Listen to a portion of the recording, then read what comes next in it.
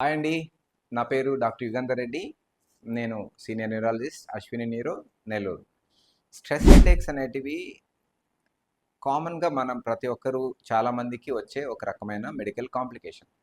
కామన్‌గా వచ్చే హెడేక్‌లో ఏందంటే మెజారిటీ వాళ్ళకి మైగ్రేన్స్ ఉంటాయి. మైగ్రేన్‌కి ఒక రకమైన లక్షణాలుంటాయి.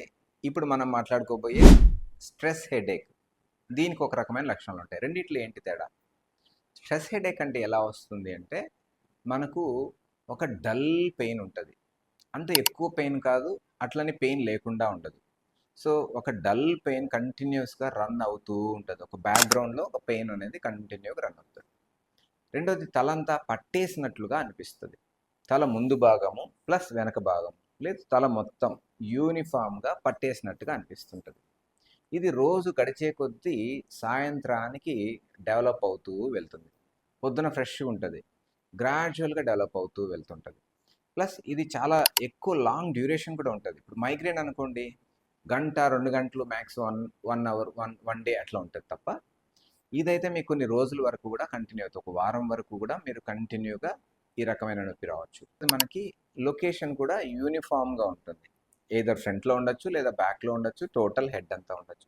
మెజారిటీ వాళ్ళకి బ్యాక్ ఆఫ్ ది నెక్ చెప్తారు. సో ఇలాంటి లక్షణాలు ఉన్న వాళ్ళకి మనము స్ట్రెస్ హెడేక్ ఉంది అనేది ఒక నిర్ధారణకు వస్తాం. స్ట్రెస్ హెడేక్ అనేది అసలు ఎందుకు వస్తుంది?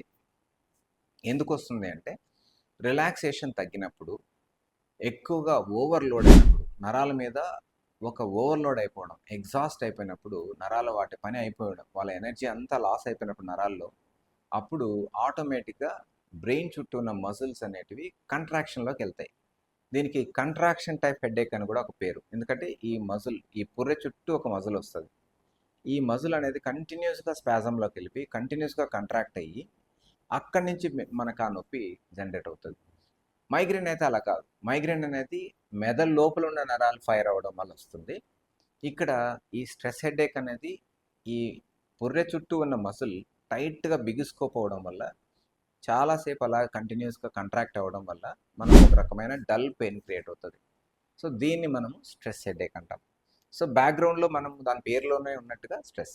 ఆ స్ట్రెస్ని ఎలా తగ్గించుకోవాలి, ఎక్కడ మన మిస్టేక్ జరిగింది, ఎక్కడ లైఫ్ స్టైల్లో ప్రాబ్లమ్స్ వచ్చాయి, ఎందుకు ఇది ట్రిగ్గర్ అయింది అనేది మనం ఒకసారి రివైండ్ చేసుకొని చూడాలి.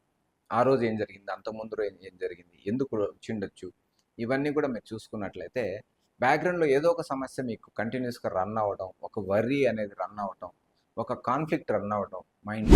సో దీనివల్ల మీకు ఆ ఎనర్జీ అనేది ఆటోమేటిక్గా లీక్ అవుతుంటుంది. సో మనము జల్లెడలో నీళ్ళు పోస్తే ఎలాగా, జల్లెడ నీళ్ళు పోస్తే వెళ్ళిపోతాయి. సో అట్లా మన నరాల ఎనర్జీ అంతా కూడా ఒక కాన్ఫ్లిక్ట్ రూపంలో వెళ్ళిపోతూ ఉంది. సో ఒక స్టేజ్, ఒక లిమిట్ని టచ్ చేసినప్పుడు మనకు తలనొప్పిగా మారుతూ ఉంది. సో మనకి ఎక్కడ ఎనర్జీ లీక్ అవుతుందో మనం వాటిని వెంటనే సాల్వ్ చేసుకోవాలి. ఈ సెల్ఫ్ కాన్ఫ్లిక్ట్ ఏదైతే ఉందో దాన్ని రిజాల్వ్ చేసుకోవాలి. అప్పుడు మీకు హెడేక్స్ రాకుండా ఆగుతాయి.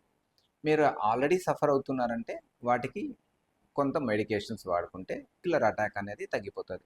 మళ్ళీ రాకుండా కూడా మీరు కొన్ని జాగ్రత్తలు తీసుకోవాలి. Thank you.